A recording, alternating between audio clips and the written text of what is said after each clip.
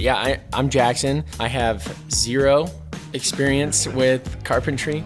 I studied at a school for historic preservation in Boston and learned about how things were built, 250 years ago. There's a long way to go. I'm nowhere near the top. Not that I thought I was, but there's so much more to do out there.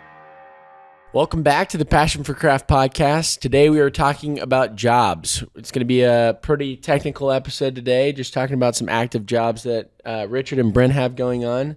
So I'm excited to kick back and listen along with you guys. All right. Yeah. So we've got. I'll start. You start. Go ahead. We've got the two companies, and so we are doing a lot of window restoration work. I think I've talked before about our desire to turn the shop into a production shop and less of a job shop. Have I talked about that? You haven't. No, not on the podcast. We haven't heard that one. So tell us your dreams. I guess that's my other podcast. I'm talking about it. So everyone's like, what other podcast? Basically, when you have a mill shop like ours does $3 million a year, sometimes more than that, sometimes less. So in the world of custom shops, it's pretty big. In the world of just production shops, it's teeny. I mean, it's not even a blip on the map. Yeah. And so, like guys who have garage shops or guys who have small shops are doing $1 million. That's kind of like most guys do that. And so we're bigger than that. The problem is at our level is you end up going through these feast and famine cycles. You're either eating steak or you're eating bologna. And or spam. And so Spam in a can. We are trying to become more of a production shop and building it around the 100-year window. So I used to have, it was a badge of honor that we could build anything in wood. I mean, you look around this room and we would build and do anything. Problem is that you're inventing and figuring out, especially when you're relying on the past, every single time you are starting over and reinventing the wheel. Reinventing the wheel. How are we going to build that? And the attitude in our shop was, well, let's figure it out. Now we're trying to, because of the 100-year window, because of the response we've got for it, which has been so strong, we are like, well, here's a product that we could actually build a business on. An actual product, not these one-off things. Correct. And so, we're sending a job to Ohio right now. We're did a job in Rhode Island. We're sending our 100-year windows around the country. And so we've been in the search for a production manager. Just hired a guy to help us do production because no one on our team has built a house or built a business that's doing 10, 20, $30 million a year. So we just don't know what it looks like. And so we're in the process of the new guy starts Monday, and we are trying to, grow and change as our business. So over the last 2 or 3 years, we have stopped taking cabinet jobs. We've stopped taking, custom one-off things. Intentionally, and trying to do windows and doors. So will you continue to do any of that, or is it just like you question. won't? Like all this cool, like all this. Never again. Well, yeah, I am. Sorry, there's a fly. I don't think so, and we'll see what this new production Whoa, manager. I did not expect you to. I did not expect that either. New production manager will do for us and help us do. I mean, it's a little bit of we're going to figure it out and we're going to figure it out. But it could be that we can do that if he can help us be profitable on that. The problem is cabinets.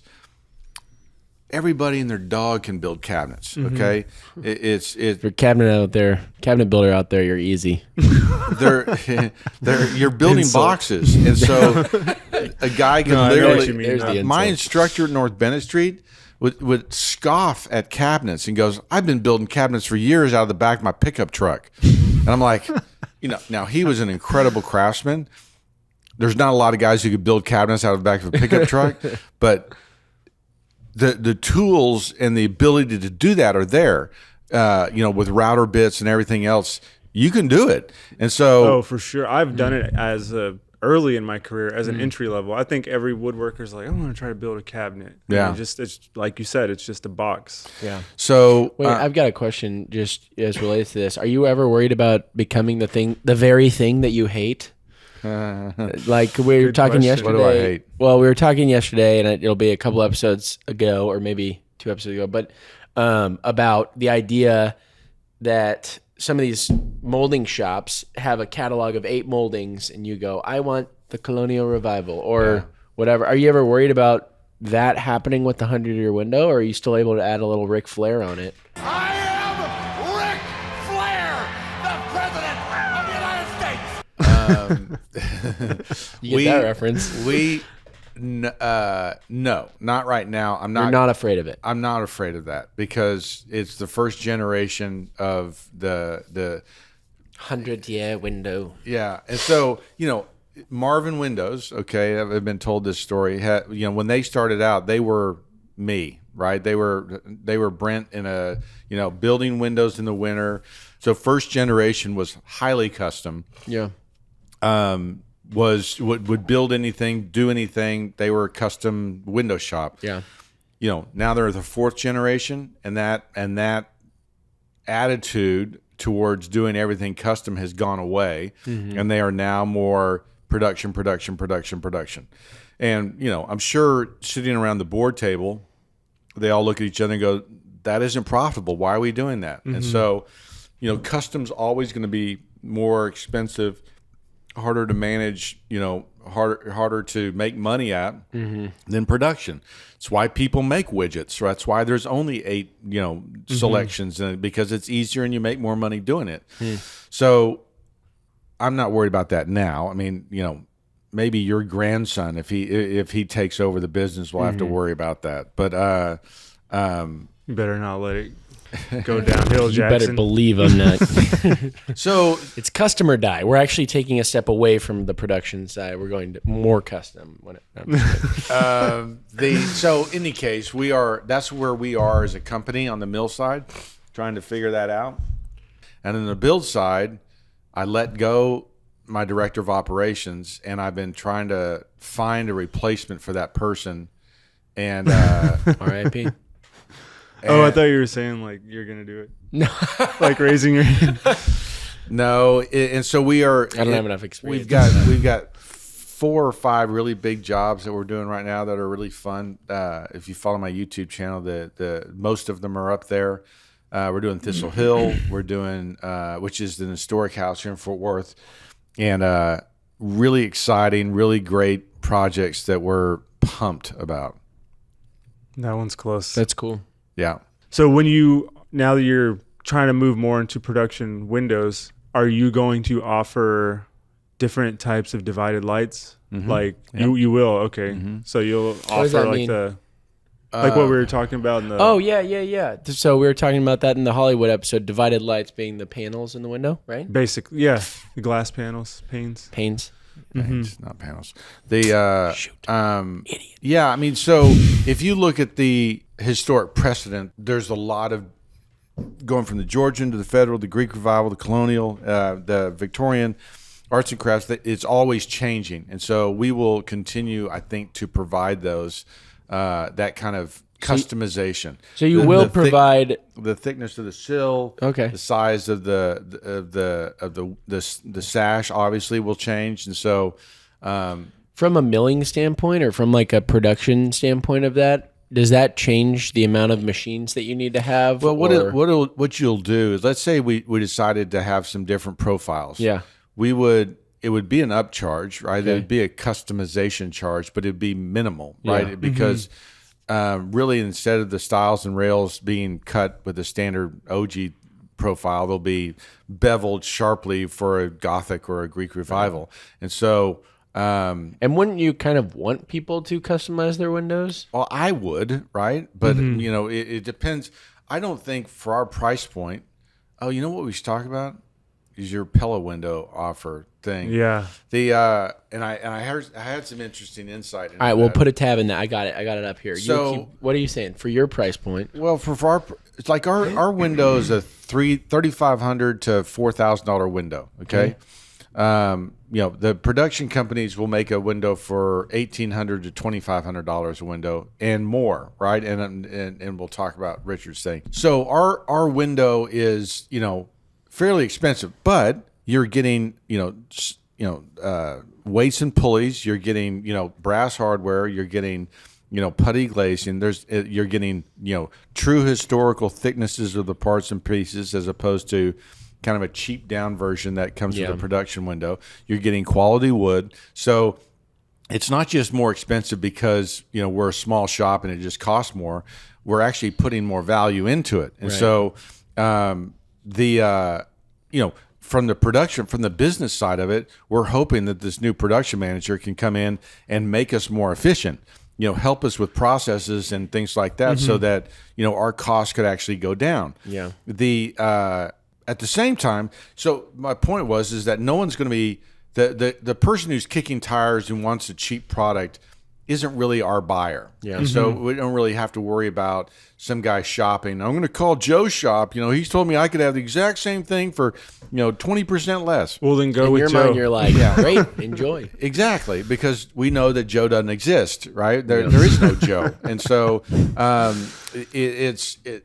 that's the benefit and the opportunity for us. But we are. What was the question I was asking? Well, I had a question while you were talking through all that. Are you going to only use sapele, or will you offer other woods? See, I think one of the things that's exciting about the 100-year window and just kind of our deal is that sapele is the first wood that we're using. I would say that maybe it's part of first generation of the 100-year window, because we can get it FSC certified. I mean, it's forest. It's a certified sustainable discernment certificate, maybe. FSDC. It's a certified sustainable forest product. In other words, it's not clearing the jungles of the Amazon. It's actually certified that the processes that they're taking the trees out of the forest are sustainable, so that they're not clear cutting everything. They're actually harvesting trees very carefully, so for the longevity of the forest. And so it's a little bit more expensive because you're actually tracking the wood from the forest right to our shop. But sapele is a fairly especially at our volume, available wood, right, that we can use on our windows. It lasts a long time. It solves so many of the things. The wood is the key factor in the 100-year window, helping it last 100 years. But it's a great question, because we are already looking at other options: Kiboni, Akoya, Thermawood, other technologies and things that are coming along with wood. Mahogany? No. Ash? No. You? I noticed on your website for the 100-year window, you said you make them in oak too. Well, there's Forest Product Labs that's come out with the best woods, and so if you look at that, white oak is they have them in 3 categories: resistant, slightly resistant, and non-resistant. And most pines, poplar, maple are non-resistant. They're terrible woods. They don't last very long. And then in the resistant category, white oak, I think black walnut, I think cherry's in there, but old growth mahogany, old growth teak, old growth woods, and so there is a list of woods that are good, better woods, better than everything else. So white oak's part of that. Old growth is literally. I was surprised to see that. Like it grew. It's not being farmed somewhere. Like it's not being correct. Grown to be. It's a virgin forest kind of thing, or it's salvaged from buildings. Cool. Yeah, I always thought of red oak and white oak kind of similar, and I always thought of them interior. But when I saw that on your website, I was so red oak. It's interesting because red oak is actually a terrible exterior wood, and white oak is a really good exterior wood. And if you take a piece of white oak and maybe 6 inches long, half inch by half inch, like a little straw. Yeah. And you dip it into some dishwash detergent or dish soap. And then wet it and blow on it, little bubbles will come out. No way. Because white oak is actually the straws, the cells, The fibers, right? whatever. Right. That are, because it's a bunch of straws, and like water moves up and down through these trees, Yeah. right? So when you cut a tree down, it has a moisture content of like 40%. Yeah. Tons of water in there, and yet the wood that you put in your house is between 6 and 8%. Right. So it has to dry out a lot. So water is moving through your thing. That's where you get maple syrup, right? It's water moving up. They tap the tree and they getting the sugar water out of there. So the cells of that white oak lumber are open, meaning it breathes, meaning it dries out. If you do that in red oak, you can't It's do too that. closed. It's It too holds it in. closed. It holds it in, and thus it rots out. So white oak is Interesting. better than red oak, just kind of as a general. Yeah, I was just shocked to see that on there. I was like, is that a typo? Yeah. White oak? He's making these windows in white oak? But That's a really good. that makes sense. Never Really last good 100 exterior wood. Yeah. Okay, cool. Okay, so you were talking about the customizations that you're going to be able to do with the windows. Will you continue with that strain of thought? Because we started asking about the wood. And so I'm not a production guy, so I don't know the exact how much customization. If there's a dial here, Right. like everything's going to look exactly the same, far left, dial it all over the right. We can do anything and everything, right? You know, where are we going to land on that dial? Where's it going to end up? And that's what we're trying to figure out. Right. And that's what I'm hoping this guy's going to help us think through. Solve. But I mean, you know, just the but when it comes to looks, when it comes to the division lights, divided light, how you're going to be able to do different panes oh and yeah, everything for like sure. that? I mean, that would be a part of any. I mean, Marvin Pella, everybody does that. Cool. But changing actual profiles, changing glass type, putting films on the glass, putty glazing, the way the weight pockets work, all those things are open to customization and change. You know, the weight pocket right now for the back of an historic window is about 4 inches. Okay. You know, 3/4 wood, 3/4 wood, 1.5 inches. Then you got the weights about 2 inches, and then you've got gaps, right? And so that is a very thick member to have to frame out for. Yeah. There's an historic window that we found that has, instead of having 2 separate pulleys that go up and down, they have a single weight, okay, and it's really thin. It's about this thin, this wide, you know, this long, and it counterbalances both windows. So instead of, I if you see. have it's really slick, and there's a pulley in between here, so this one will slide up and slide down. Basically, the weights are in there to counterbalance the weight of the sash. Right. So let's say the sash was 10 pounds. You'd have 2 5-pound weights on either side. Well, and if you have a double hung window, you have 2 5-pound weights in each side of the sash. But what this thing allows you to do is only have 1 5-pound weight that's pulleyed between them. So it's still counterbalancing the window, but it's sharing the weight from the 2 windows, which is pretty smart. Yeah. That's And- an and upgrade. I'm almost thinking that could become our standard. Oh, wow. Standard, yeah. Yeah, and so that's when I get excited about it. I was like, we could really do some fun things manufacturing wise that would be, you know, upgrades and you know, have a historic precedent and, you know, help solve some things. Yeah. So That's really interesting. yeah. Okay, moving to Richard's windows. So one thing that was fascinating to me is Richard had, and you can tell the story, but had a guy come out, and I was shocked when I read the proposal. Go ahead. Yeah, it was an awkward moment whenever she said that. But anyways, just backstory. Yeah. I'm doing some remodeling at my house.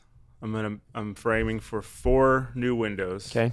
I was gonna do 5 when she quoted, but I'm doing 4 now, and I was like, okay, you see these windows, like this is gonna take. I don't know what I'm doing with windows. This is gonna take a long time to build this. Do I want to invest this much time into it? Yeah. And I just was kind of having this conversation in myself, and like I'm like, no, I'm not gonna. I don't. I want to do it, but like, where am I gonna get that time? Right. So I'm like, all right, let me go look at a few local places and see what I can find. So I go to this surplus building store just because I've never shopped for windows. Yeah. I want to see what's available. And I go over there. It's very disappointing. I'm very disappointed. What is it? What's the name of the store? No, like what did you find that was disappointing? I found a bunch of gigantic, like real thick black metal modern looking windows. That's all they had. That's it. The black finish. Yeah, all black metal. They had like, false divided light, like simulated divided lights with gigantic muttons and stuff. And I was just like, I mean, I guess in some houses it would work, like more modern stuff. Yeah. But I'm going for more traditional look, and I was just like, okay, there's nothing here. So as I'm driving away, that's when I called you. I was like, hey, do you know anything about these other window companies? Do they have like, Pella, whatever, Marvin? Do they have anything that's close to the 100-year window? I know it's not going to be like the 100-year window, but Right. is there anything remotely you can point me in the direction to? Because I was like, I have to confess my sins. I'm probably going to buy. So I told him I'm probably going to buy some production window. And he goes, no, there's nothing close. So I mean, he just said no. There's nothing. I'm like, all right, that's encouraging. So I go home. Let's have a conversation with the wife. I'm like, look, let's have these people out. So they come out. We're looking at the stuff. I'm like, okay, this one looks more traditional. She tells me, we measure, do all that, and she goes, all right. So I got 5 windows I'm quoting and one door, just a 6'8" door. Right. And she goes, all right, so this is gonna be, looks like we're at 31,600, whatever it was. I sent you the document, and I was just like, that's when it was real awkward. Yeah. Me and my wife were just like, oh, that's interesting. It's like, all right, well, have a good day. So I kind of just like, I mean, I got a lot to think about. Yeah. Now So I got to think about if you building do windows. if you do the math, right? And I was shocked that the number was that high. Well, what shocked me the most was the 6'8" door was $10,000. Good gravy. That's just a typical door in any house. I'm like, who's buying this stuff? Right. I mean, I know I'm not the wealthiest guy, and but I feel like even if you had the wealth, like, hold on, this is a 6'8" You would just go door. buy a custom door at Yeah. that point, right? Like, yes, like I could build you a door. I for build you a less than door. that. Yeah. Give me know, a year I- or two. I- I'll So build you a door. our typical exterior door, is $6,000 to $10,000.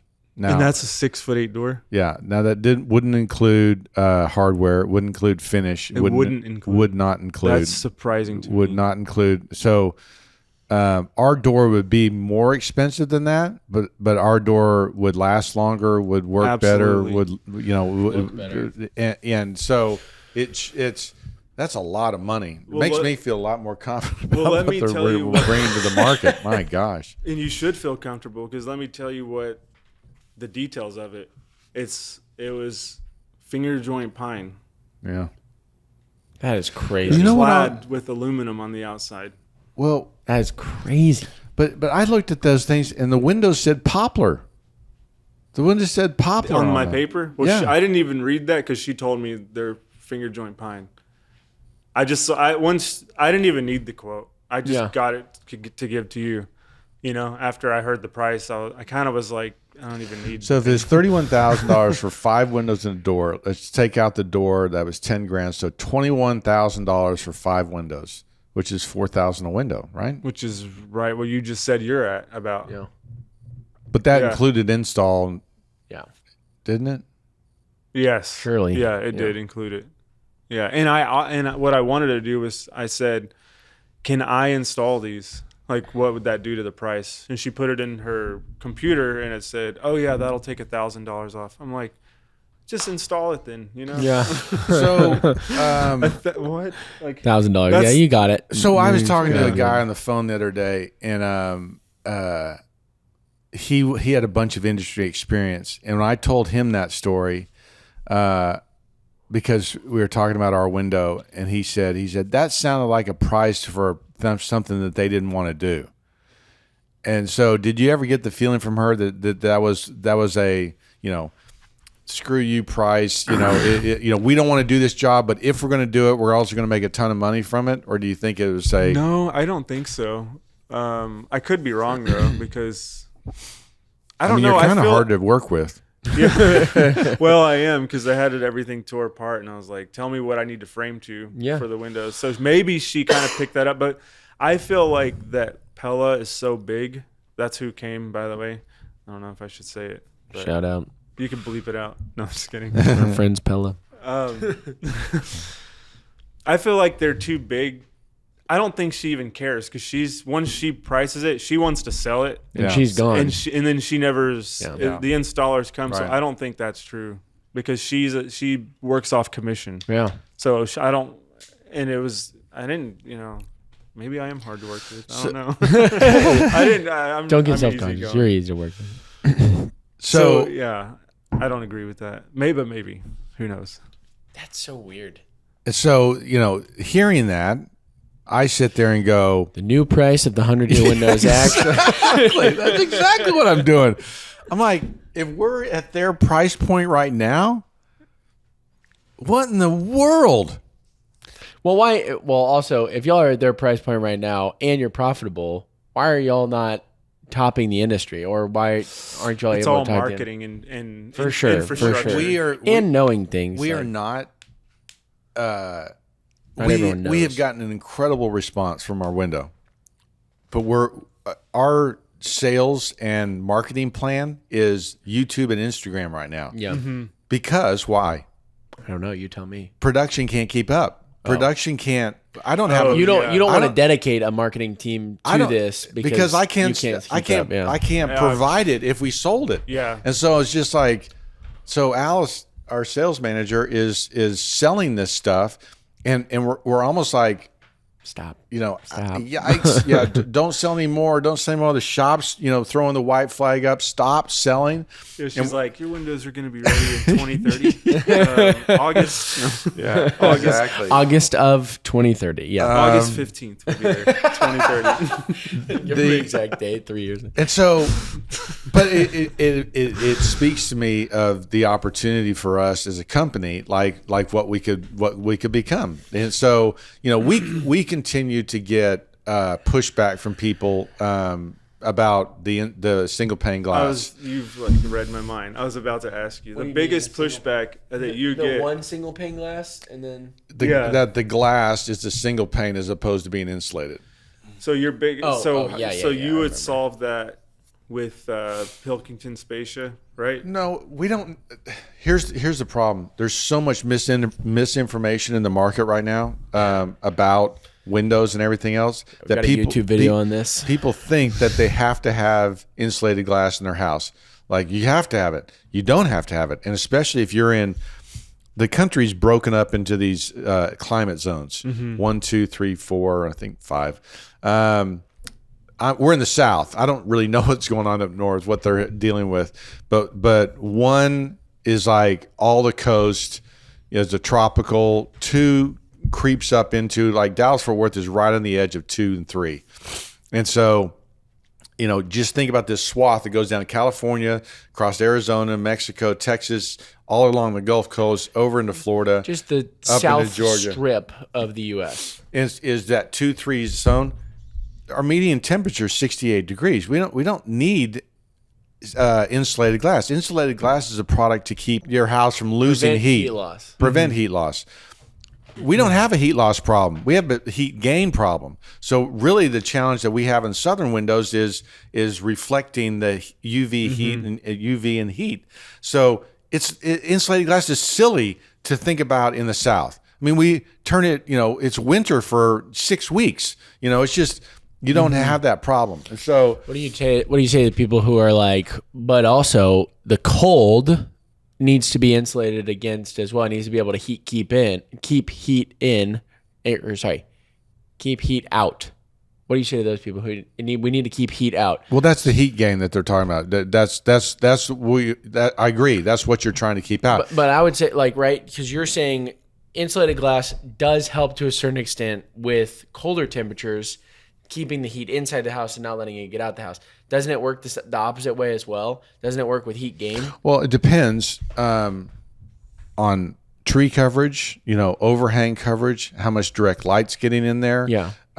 All of those things are going to affect the performance. But if you look at Department of Energy studies, okay, only about 10% of energy loss goes out windows. Yeah. Okay. People act like it's 50%, right? It's 10%. Yeah. Okay. And so, furthermore, if you look at your energy bill, Yeah. okay, only 40%, 30 to 40% is spent on heating or cooling. Yeah. Okay. So if you got $100 energy bill from TXU, only 40 of those dollars are going to generate heat and cool. Okay. And then only 4 of those dollars are actually going to. Because only 10% of your energy loss is out windows and doors. Right. And so to expect to change your windows and actually see a savings. And that's with that. Those studies are done with the majority of the the majority of the world actually having older windows. It's a U.S. study, right? And so so when I lay out these facts and all the misinformation, if we developed a marketing campaign, preaching the truth about this stuff, it's like Katie barred the door. Anyway, so we just think the opportunity is huge for us. And I'm now sitting there going, I'm still shaking my head at that we're competitive with Pella for the crap that they're trying to put in your house. Since I gave you that R&D, do I get like a commission? No, a 0.1% finder's fee. So it's also what comes to mind is like any savings that people are getting, if it is $4 or whatever, that's all obsolete when you replace the windows in 15, 20 years. You lose it. You lose that money on. I did a video on life cycle costs, and the actual cost of those windows over time is 5 times more than spending it one time on a 100-year window. And that's crazy. It's That crazy. is crazy. Whoa. So another interesting pivot is when we were, as I've been interviewing people about production managers for this job that we're trying to hire, it's been very clear that our shop is inefficient. Mm-hmm. And when we were in this building for 15, 20 years making windows and doors out of this building, which is 8,000 feet, but probably production was 7,000 feet. We moved out there, it's 25,000 feet, but it's a very inefficient 25,000 feet. Mm-hmm. So now we're sitting there looking at that shop going, either we got to move or we got to build a new shop or we got to do something because this shop sucks. It's that bad. It's that you're bad. Thinking about moving or building a new You should one. build a Yes. barndominium. Build a barndo shop. So we need. He's probably, actually filing that away. He's putting it in his brain for later. No, I'm really not. A barndo No, I'm just ignoring that. He's saying I'm moving that. on, He's trying saying to not make you feel foolish. No, he's really excited about the barndo. So Office we is probably upstairs. need 30 to 50,000 feet to make ourselves efficient for the type of growth that we need. I'm gonna Google and just make sure the barndos go that big. Yeah, spend more time on it. We'll get you an airplane. So hanger. are you honestly considering moving shops? That's a good question. Are you? Or you want to rearrange that one? It is. I think our first choice would be to rearrange this one. Okay, but we wouldn't rearrange these. Pockets of 10,000 feet. We would build another building around it. Yeah. And then tear down those exterior walls once they're interior and start moving things around that way. If you've seen the current shop, which I know you have, but the way that it is set up, wait, you haven't? No, I have. Oh, I was like, what in the world? Where have you been? No, He won't let me out there. for you for you viewers out there, if you haven't seen this shop, it is essentially there's like a building over here that was like once a barn, and then a building over here that was once like a main house or horse stable or something, and so they've got a connecting line in between the two, and then there's a back lot. And so it's kind of like it is that big. it's on 2 but it's acres, hard to- but the guy, there's a house up front on the street, Yeah. and it's in a residential neighborhood, right, of 2 acre lots, Right. That was done in the 70s probably, and so he built a garage shop, and then he began adding on, Yeah. each on like 10,000 feet at a time, and so. Which Yes. it made sense for the production that he was running with cabinets because Yeah. you can do that out of a There's pickup truck, apparently. There's a thing in the production world called a spaghetti chart where you actually trace and you draw a line for every step in production. Yeah. And You got some long spaghetti. we got some long ugly- noodles. No, unfortunately, we got a bunch of short noodles, but a whole plate of ugly short noodles, and then these spread out things. And so, yes, there's a few long things, but it's just like, okay, there's one step. Oh, there's another step going over here. There's the third step. Fifth. You start chasing this thing around, and it's not going up a line, going out the door. Yeah. It is. It looks like a plate of spaghetti, and it's supposed to look like straight noodles before they've been cooked. Yeah. Right. And so, long straight noodles before they cook. That's why they build these production facilities where the wood comes in one side, it goes out the door in a truck. Yeah. Right. Yeah. You just want this flow going through your shop, and we don't have That's that. kind of exciting though to set that up. It is sounds exciting to be cool. able to start from square one. Yeah.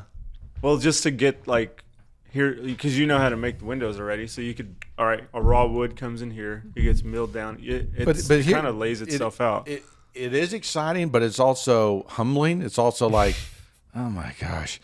Here when we bought that new shop, we thought we were the cat's meow, right? We thought this is no shop will be better than this shop. Yeah. And now we start talking to people and they're all like, it's kind of a lousy shop. And you're like, oh no. And so And one of the it's fun been an problems with interesting it, learning. if y'all do some crazy stuff with it, I'm thinking logistically, how do you tear this down? So Logistically, how do you keep I'm production running? I'm logistically thinking through it, right? And so one of the so if you start from the top and you work your way back, because it's like a 2-acre lot, but it's long, right? Long and skinny. Yeah. So if you do anything, at the very front is the dust collection system. So if you want to restructure whatever, you're going to go months at a time without a dust collection system, or you know what I'm saying? Yeah. It's a gonna be a hard little- project to do. Or you're building a roof that's, how high is that? 30 feet high? And then the money you're spending, In the meantime. yeah. And so, we haven't dug into the finances of it. Maybe we'll spend another podcast on that. But we haven't dug into what the costs are. But I'm suspecting the steps would be this: that we would, begin to hit production levels and build production lines that are efficient and effective, and we're making money, right? Yeah. Then you would start planning. Okay, so we're now building $3 million in windows effectively. If we made that upgrade, if we changed this from a 25,000 to a 50,000 square foot shop, which we could do on that property, how much is that going to cost? Mm-hmm. Okay, so let's say it's $2 million. Yeah. Then you start going, when ROI, return on investment. When could we pay that off? Yeah. And I think the rule of thumb is that if you can't pay it off within 5 years, you probably shouldn't do it. And so then you're like, well, gosh, what production levels do we have to hit in order to be doing 20 million, right? Yeah. And so That's when you need to bring the marketing. and what does that look like? Yeah. Well, the marketing arm is already ramping up. I mean, they're planning on 2024 being the year that they go to market with this plan. So anyway, it'll be the next 6 months are going to be really interesting, right? Getting us through 2023. Are we going to gain some efficiencies? Are we going to get some momentum here of what's going on? And it's hard. I gotta say, I'm kind of sad y'all aren't gonna do the cool one-off stuff anymore. I feel like couldn't you somewhere in there have a little shop? Here's I'm sad about the same thing. Because I sit there and go, if we stopped doing that, who would do that for us and the homes jobs that we've got going right now? Who's going to be that custom mill shop provider that who's going to pick up the slack? Mm-hmm. And there are a bunch of 2-man shops They could do it. That could do it. Okay. They can't do everything, but we would need, this guy could do mantles for us. This guy could do, stairs. This guy could, but you are spreading that out around a bunch of small little shops, and we're actually going to seriously pursue going to try to find another custom shop and talk to them and say, it. I don't think we'd buy it. I think we would just develop a partnership with them that says, look, we're going to provide you this kind of work going forward. We just need to know that we can rely on you guys, and that you could turn it around in this amount of time, that we can settle that it's going to be around this price point. And so we are I hear what you're saying as far as kind of sad, but at the same time, I see what you're saying too. The way I look at it too is we've got to continue to provide that level of quality and craftsmanship here in Texas, but I just can't be the one that does it. Mm-hmm. And so I just need to either bring up people that are wanting to grow. There's guys who have used to work for us that wanted to do more custom stuff that went out on their own. Mm-hmm. We send them a lot of work. Sometimes it works, sometimes it doesn't. Mm-hmm. But I would love this North Texas to the level of craftsmanship to really rise really high as we let go of that custom work that we were doing and farm it out to other people. But the important thing to my mind is not necessarily that we make it, but that somebody makes it. Yeah, I got you. That makes sense. I see what you're saying now. Because I think if we just left the market and stopped doing that, I think it's a hole in the market of we just fall back into the crap products that are out there that just aren't really doing much. So that makes sense. So Richard, it sounds like there's a hole in the market that needs to be filled. Yeah, I got 400 square feet, so I can fill that hole pretty quick. Yeah. So, in any case, that's the challenges at the shop right now. We are trying to grow up in many respects, and hold on to craft, hold on to quality, hold on to beauty, right? And yet also, the questions that we're asking is a custom window shop like ours, focusing on a window like that, is that a $10 million company? Is it a $20 million company, $40 million company? Because at some point, if we can be successful with this guy, I've got to go to the bank and say, hey, I've got something pretty hot here. You need to loan me $2 million because we're going to grow to X, right? Mm-hmm. What is X? What can we grow to? What size can this business be? What is the opportunity for us? Yeah. And I don't know the answer to that right now. I think what's exciting about it versus the custom is that you have an actual product. It's like you're a manufacturer. For years, I wanted to find something that could strike the imagination enough in the market that we could make it over and over again. Mm-hmm. And this seems to have that ability. It's really exciting because, I think since the first period that we went through that feast and famine cycle and things were so hard, 20 years ago, we're like, oh my gosh, I don't know if we're going to make it. Those famines suck, right? And then the feasts are hard too, right? When you've got a ton of work, it's a whole different set of problems. And so, way back then, we were like, what could we make that, and I was always thinking very small, like, humidors, and, just, when they were hot, and just, what other small thing could we do that could we make a bunch of them? And anyway, the 100-year window is exciting because if you do the 100-year window, you can possibly do the 100-year door because the way we're building doors, we could, Do you have a 100-year door? Or you just call them doors? We did not. I don't think that we have necessarily perfected the door to a point where we can say this door will last 100 years. Like I have, 1,000% confidence that our windows will last 100 years if they're maintained, right? Mm-hmm. And only because we're building them like they were in the past, and those things have lasted. So you have proof. But doors is harder. Doors are harder. Doors is harder. Let me tell you, them doors is harder. They are. They have a lot of abuse. They're moving back and forth. They're hinging. Sometimes they've got closers on them. There's natural stress. I mean, if we measure our door, it's supposed to be 100 degrees tomorrow.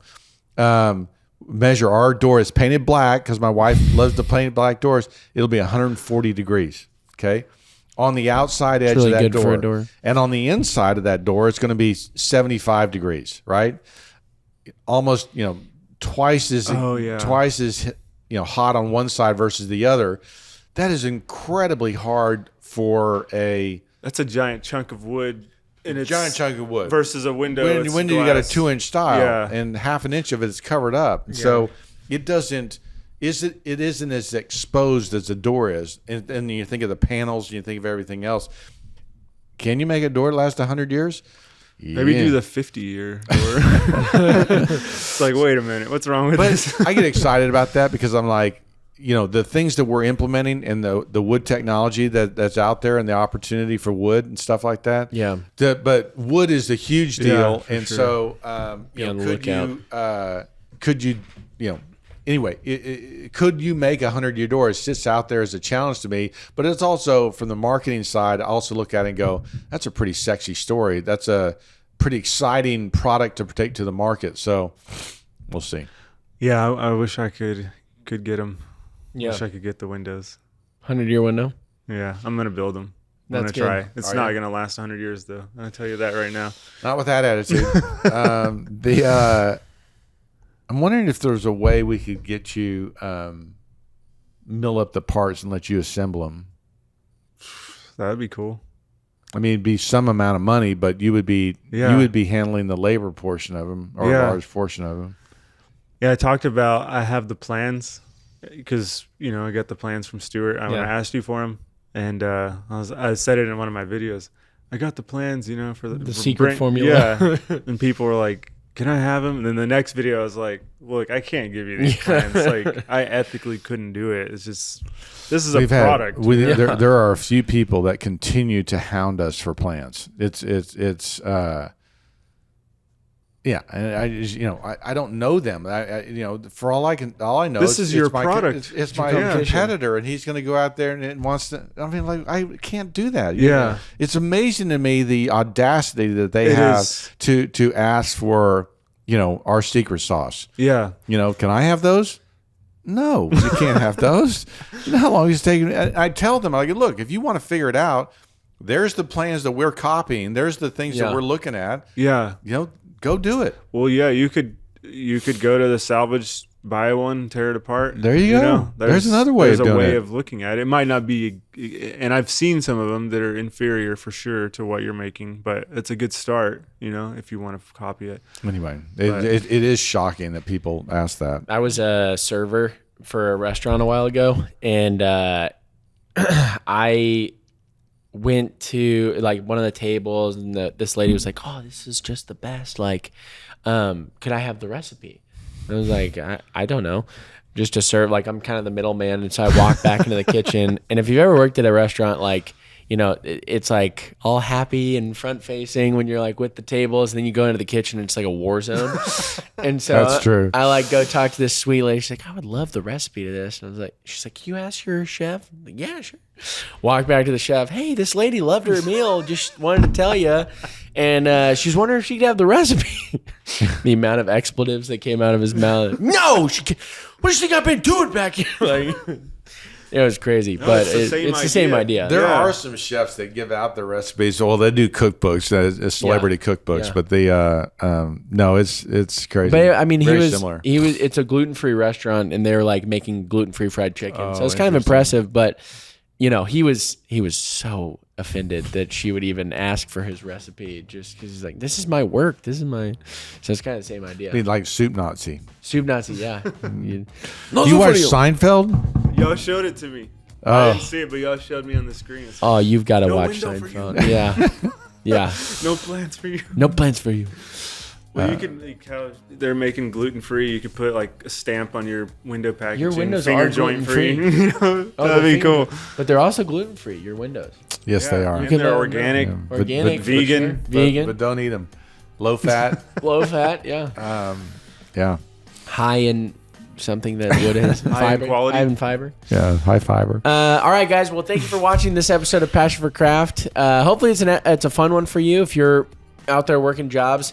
Just getting a little shop talk behind the scenes from the two of them. So have a great rest of your day.